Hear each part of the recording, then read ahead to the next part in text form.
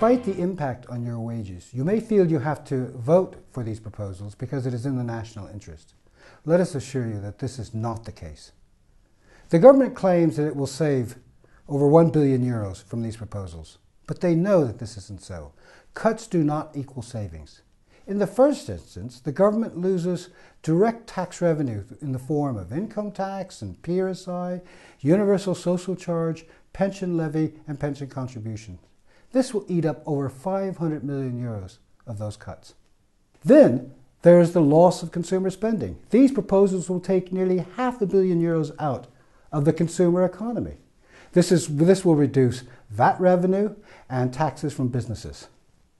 Thirdly, because of the reduced consumer spending, we will find that employment will fall by 5,000, half of whom will be in the private sector. This will not only drive down tax revenue even further, it will also drive up public spending through higher unemployment costs. When you go through all the jigs and reels of the economic and fiscal analysis, we will find that at the end of the day, the government will save 250 million euros and probably less. Let's put that in perspective. 1 billion euros in cuts will reduce the deficit by a fraction, 0.1%. That is why the government won't answer a fundamental question. How much will these cuts really save? Because if they did, people would realize that these cuts make no sense at all.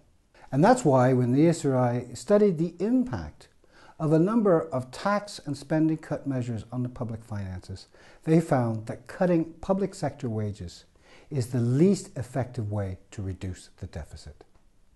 Public sector workers are being asked to swallow a pay deal that will average out at about a 5% cut. But this is not the end of it.